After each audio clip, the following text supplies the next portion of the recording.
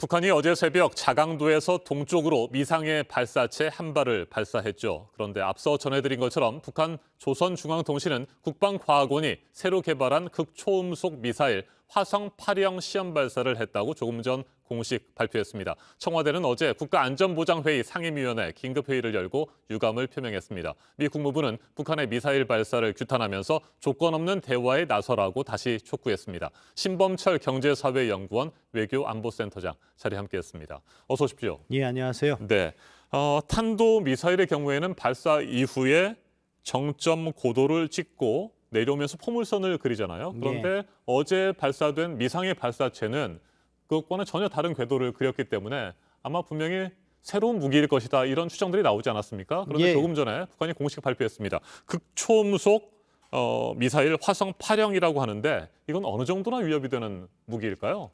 일단 속도라든가 비행 형태를 봐서는 우리의 미사일 방어 체제가 가동하지 못할 정도의 위협이 될 수도 있다. 네. 현재로서는 정확하게 그 재원이 분석이 된 건 아니거든요. 지금까지 들려오는 이야기를 보면 북한 발표에 따르면 극초음속 미사일이다. 네. 이것은 어떤 것을 의미하냐면은 비행기가 미사일 발사체가 말씀하신 대로 비행을 하다가 내려오면서 속도가 빨라지는데 상층 비행 속도가 마하 5 이상이면은 극초음속 네. 미사일이라고 해요.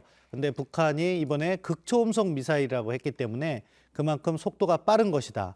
그리고 활강 이야기를 했는데 북한 발표를 보면 그러면은 말씀하신 대로 포물선을 그리고 그냥 단순하게 내려오는 것이 아니라 마지막 종말 단계에서 회피 기동이라든가 비행체와 같은 일종의 움직임을 보여줬다. 그 경우에는 미사일 방어로 막기엔 더더욱 어려운 측면이 있기 때문에 상당히 고도화된 미사일 실험을 했다. 이렇게 평가할 수 있겠습니다. 네, 김여정 노동당 부부장 지난 25일입니다. 문재인 대통령의 종전선언 관련 발언에 대해서 화답하는 형태의 메시지를 내지 않았습니까? 남북 연락사무소를 다시 설치하자. 그리고 남북 정상회담도 재개할 가능성이 있다. 용의가 있다. 이런 뜻을 밝혔는데 그리고 나서 사흘 뒤에 극초음속 미사일을 시험 발사했습니다. 이유가 뭘까요? 북한으로서는 자기들의 이익을 극대화 시도하는 것 같아요. 그러니까 김여정 부부장의 말의 핵심은 이중 기준을 철폐하라고 하면서 자기들의 미사일 발사를 도발로 부르지 말고 네. 다른 나라들의 일반적인 군사력 증강과 같은 기준을 적용해라. 그래서 우리 정부가 어제 미사일 발사에도 불구하고 도발이라는 표현은 하지 않고 유감만 표명을 했거든요. 그런데 그런 계기에 과거에 시험했던 일반적인 미사일이 아니라 신형 미사일 발사 실험을 해버린 거죠. 네. 그러니까 우리 정부 입장이 난처하게 됐는데 북한 입장에서는 일단 한국 정부는 비난을 하지 못하게 막아놓고 그 과정에서 자신들의 미사일 전력은 강화시킨다. 이런 행보를 하고 있기 때문에 아직도 북한이 과연 협상으로 돌아올 것인지에 대한 예측 가능성을 극히 낮게 만드는 거죠. 그러니까 북한은 자신의 로드맵대로 제 갈 길을 가겠다. 그러면서도 가끔 한 번씩 유화적인 제스처를 보이면서 한국 정부와 미국 정부를 뒤흔들겠다. 이런 뜻일까요? 예, 지금 나온 북한의 행보를 한 달 단위로 잘라보면은 말씀하신 것처럼 자신들의 핵 능력 강화는 일관되게 추진하면서 네. 경우에 따라서 한국 정부와 미국 정부가 그것에 대응을 하지 못하도록 유화적인 제스처를 취하겠다.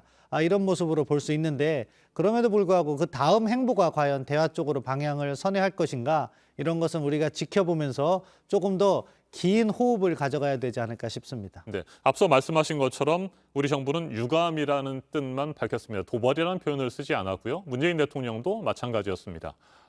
미국에서도 여러 가지 반응이 나왔는데 일단 규탄은 한다고 했습니다만 대화의 필요성을 다시 강조했거든요. 미국의 대북 정책이 현재 진행되고 있는 것은 어떻게 보세요? 미국은 일관된 것 같아요. 일단 외교적 기회는 열어놓고 북한과 조건 없는 대화 이 부분이 차이가 나는 거죠. 네. 북한은 적대시 정책을 먼저 철폐해라. 제재 완화라든가 연합군사 훈련 중단을 약속하면 대화로 복귀할 수 있다는 거고 미국은 그런 조건은 만나서 협상을 통해서 합의해 나가자 이런 상황에서 조건 없는 대화를 추진하는데요. 그 과정에서 북한이 미사일 발사 실험 같은 걸 하면 미국 입장에선 그것이 불법이니까 규탄을 하고 있는 거죠. 여기에서 한국 정부와 미국 정부의 약간의 차이가 나오는 건데요. 우리 정부는 가급적 대화의 방점을 찍고 있기 때문에 규탄이나 비난은 자제하는 모습으로 이렇게 돌아선 것 같고 아직 미국은 과거의 입장에서 변화한 것은 없다. 이렇게 볼 수 있겠습니다. 네. 바이든 대통령의 외교 정책을 놓고 미국 내에서는 물론이고 뭐 전 세계적으로 여러 가지 비판과 지적들이 나오고 있습니다. 아프가니스탄 사태를 해결하는 모습에서도 그렇고요. 혼란이 크지 않았습니까? 대북 정책 역시 어떤 뭐 일관된 뜻이라고 볼 수 있을까? 뭐 방향성이라든지 문제 해결 의지가 확실히 있긴 있는 것인가? 모호하다. 뭐 이런 평가도 있는데 이건 어떻게 생각하세요? 일관성은 있는데 문제 해법은 제시하지 못하고 있다 이렇게 네. 평가하고 싶어요. 그러니까 바이든 행정부의 대북 정책이라는 것은 대화는 열어놓되 조건 없이 만난다. 이 원칙은 계속해서 지금 1년 동안 추진해 오고 있거든요. 그런데 이럴 경우 북한이 선제 조건을 내놓고 대화에 복귀하지 않을 때 그러면서 계속해서 핵 능력을 증강해 나갈 때 이것을 제어할 방법이 현실적으로 없거든요. 따라서 미국 내에서도 이 문제와 관련해서는 비난 여론이 일고 있다 이렇게 평가할 수 있겠습니다. 네. 앞으로 북한은 어떻게 나올까요? 뭐 추가 도발을 하면서 또 계속해서 유화적인 제스처, 뭐 통신선 복구라든지 이런 부분들을 추진할까요? 저는 가능성은 있다고 봅니다. 그런데 문제는 그 과정에서 한국 정부를 계속해서 시험에 들게 할 가능성이 높아요. 네. 이번에 미사일 발사 같은 경우에도 신형 미사일인데 결과적으로 우리 정부는 간단하게 유감 표명만 하고 넘어갔잖아요. 그런 방식의 한국 정부에 대한 시험이 한두 차례 더 있을 가능성이 있는데 이 경우에 이제 한미 간의 의견차가 발생할 수 있기 때문에 우리 정부로서도 북한이 일관되게 나가면 우리도 일관되게 대응할 수 있는 모습을 보여주면서 한미 공조를 강화하고 북한을 대화로 견인할 수 있는 그런 외교적 지혜가 필요한데 그 해법의 폭이 넓지 않아서 고민이 많을 거라고 생각합니다. 네. 문재인 대통령 최근 북한 담화와 미사일 발사에 대해서 종합적으로 분석하고 대응 방안을 마련하라고 어제 관계부처에 지시를 했습니다. 구체적으로 지금 할 수 있는 게 뭐가 있을까요? 지금으로서는 북한 미사일에 대해서 분석을 하고 그것과 관련해서 우리가 어떻게 억제력을 가져갈 것이냐, 우리의 미사일 방어 시스템으로 이런 것을 막을 것이냐, 못 막는다면 어떻게 보완할 것이냐. 일단 억제 측면에서 우리가 강화를 해야 되고 네. 다음에는 대화를 이어감에 있어서 일단 조금 더 북한의 행보 하나하나에 일희일비하면 안 될 것 같고요. 대화 기조를 유지하면서 이제 우리가 가지고 있는 카드가 있잖아요.